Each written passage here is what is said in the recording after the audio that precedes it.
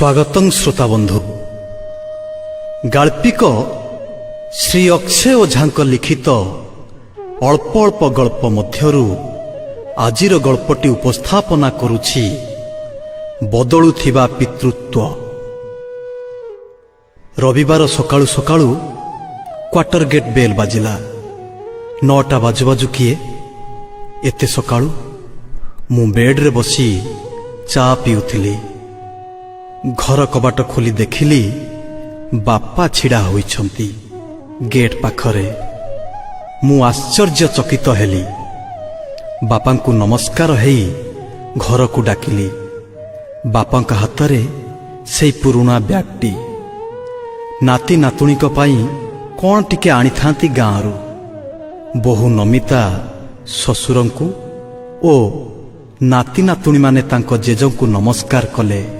बापा नमिता हाथ को ब्यागटा बढ़ाई देले ओ पाख चेयर उपरे बसी पड़िले।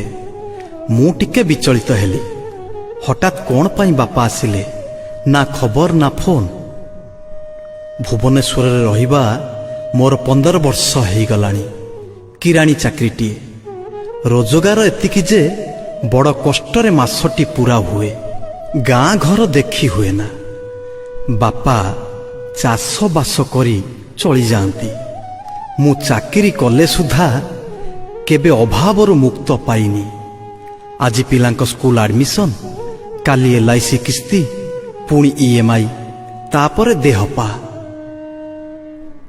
सबुबेले जेमिति मोते एक आवश्यकतार माया राति दिन पछरे पड़िछि। हठात बापा आसी पहुंची जाइछंती गाँरु। काले पैसा पत्र मागिबेनी तो चिंतित हेई पड़िली। 3-3टा लोन चलीछि। बड़ कष्टरे किस्ती भरुछि। मुंडटा बिंधिला। बापांकु बसेई भीतर घर को गली। नमिता चा पानी व्यवस्था लागिथिले। मु सकाळर नित्यकर्म रे लागिगली। देखिबा बापा कोन पाई आसिछंती। पैसा पत्र मागिले सीधा मना करिदेबी। मो पाखरे केउठु आसीबो? मोते पैसा मागुछ? ए गाँ हेइनी जे बारी घरु चलई नेबी। 2-2टा पिलांको पाठ पढ़ा। भुवनेश्वर रहिबा आजिकाली केते कष्ट जिए रुहे सीए जाने। पानी ठू निया जाए सबु किना। गाधुआ घर रे गाधौ गाधौ भाभी चलीथिली। नित्यकर्म सारी दांड घर को आसी देखिली बापा चेयर उपरे बसी बसी ढोळेई पड़िछंती। राति 5टा बस रे गाँरु बाहरी छंती तो ता छड़ा एसी हावारे टिके आराम लागिछि। बापांकु दांडघर खटरे शोइबाकु कहिली। बापा गड़पड़ होई पड़िले। मु भीतर घर को गली। नमितांक सहित बसिली। नमिता भी बड़ विरक्तिर भाव प्रकट करुथिले। बापा कोन बुझी पारु नाहंती? आमे निजे टिके भलरे चली पारुनु। एठी आमकु आहुरी असुविधारे पकाइबाकु बापा पुणी आसिछंती। सीधा मना कर तुमे। आम पाखरे पैसा पत्र नहीं ना आमे कोठु उधार करि पारिबुनु कि लोन करि देई पारिबुनु। मु नमिता को बुझेइली। मु जानिनी बापा काहे की आसिछंती, ना मो सहित किछि कथा होइछंती आगरु तांको आसीबाकु नेई। नमिता रागी नियाबाण होई जाइथिले। 5 वर्ष रजकु गाँ को जाइथिबा बेले बापा कथारे कथारे कहिथिले किछि पैसा दियंतु जदी आम घेरा तल बिल पाख जमीटा किणी नियंते। सस्तारे बिकुछि कालिया साहू। सेई इच्छारे तो आसी नांती बापा। 2 घंटा गड़पड़ हेई बापा उठी पड़िले। नमिता 2 पर खाइबा पाई बापा को डाकिले। बापा खाई देई गाँ को फेरिबार इच्छा व्यक्त कले। गाँ को 4टारे बस अछि। आम दुही को पाख को डाकिले। नमिता कांथ को डेरी छिड़ा हेले। मु बापांक पाखरे खटरे बसिली। पिला माने भीतर घरे खेलुथिले।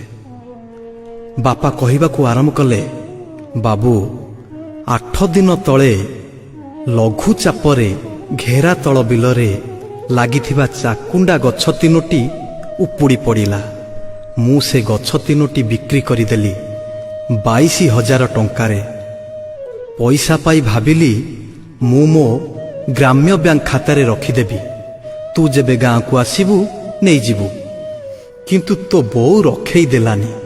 କହିଲା, ନା ଏବେ ଯାଇ ଦେଇ ଆସ, ସହରରେ ପିଲାପିଲି ନେଇ ରହୁଛି, କାଳେ କ'ଣ ଅସୁବିଧାରେ ଥିବ, ସେଇ ଟଙ୍କା ଦେବାକୁ ଆସିଛି। ବାପା ଅଣ୍ଟାରୁ ଟଙ୍କା ବାହାର କରି ନମିତାଙ୍କ ହାତରେ ଧରେଇ ଦେଲେ। ତରତର ହୋଇ ବାହାରି ପଡ଼ିଲେ ବସ୍ଷ୍ଟାଣ୍ଡ ଆଡ଼କୁ। ମୁଁ ଅବାକ୍ ଥିଲି। ନମିତା ତଳମୁହାଁ ହେଇ ଛିଡ଼ା ହୋଇଥିଲେ। ମୋ ଘରଠୁ ମାଷ୍ଟର କ୍ୟାଣ୍ଟିନ୍ ଛକ 300 ମିଟର। ବାପାଙ୍କ ସାଙ୍ଗେ ସାଙ୍ଗେ ଚାଲିବାକୁ ମୋର ସାହସ ନଥିଲା। ବାପା ଜଲ୍ଦି ଜଲ୍ଦି ହେଉଥାନ୍ତି, କାଳେ ବସ୍ ବାହାରିଯିବ। ବାପାଙ୍କୁ ଆଜି ଦିନକ ରହିଯିବାକୁ କହିଲି। ବାପା ମନା କଲେ। ବୋଉ ଏକୁଟିଆ ଘରେ ରହିହେବନି, ବାପାଙ୍କର ଜବାବ ଥିଲା। ବସ୍ଷ୍ଟାଣ୍ଡ ପହଞ୍ଚିଲୁ। ବସ୍ ଠିକ୍ ସମୟରେ ଥିଲା। ବାପାଙ୍କ ପାଦ ଛୁଇଁବାର ଯୋଗ୍ୟ ମୁଁ ନୁହେଁ, ମୋତେ ଲାଗୁଥିଲା। ବାପା ମୁଣ୍ଡରେ ହାତ ବୁଲେଇ ବସ୍ ଚଢ଼ିଲେ। ମୁଁ ଅପରାଧୀ ଭଳି ଛିଡ଼ା ହୋଇଥିଲି ମାଷ୍ଟର କ୍ୟାଣ୍ଟିନ୍ ବସ୍ ଷ୍ଟାଣ୍ଡରେ। ବସ୍ ବାହାରିଗଲା। ବାପା ବସ୍ରୁ ହାତ ହଲାଉଥିଲେ। କିଛି ସମୟ ପରେ ବସ୍ ଅଦୃଶ୍ୟ ହୋଇଗଲା। ମୁଁ ଭୋ ଭୋ ହୋଇ କାନ୍ଦି ପକେଇଲି। ପିଲାଦିନରୁ ଆଜି ଯାଏ ବାପା ମୋ ପ୍ରତି ଦାୟିତ୍ୱ କର୍ତ୍ତବ୍ୟ ଭୁଲି ନାହାନ୍ତି। ନିଜ ଉପରେ ଘୃଣା ଆସୁଥିଲା। ନିଜକୁ ଧିକ୍କାର କରୁଥିଲି। ଘରକୁ ଫେରୁ ଫେରୁ ଭାବୁଥିଲି, ସତରେ କ'ଣ ମୁଁ ଏଇଭଳି ବାପଟିଏ ହୋଇପାରିବି? ଧନ୍ୟବାଦ ଶ୍ରୋତାବନ୍ଧୁ।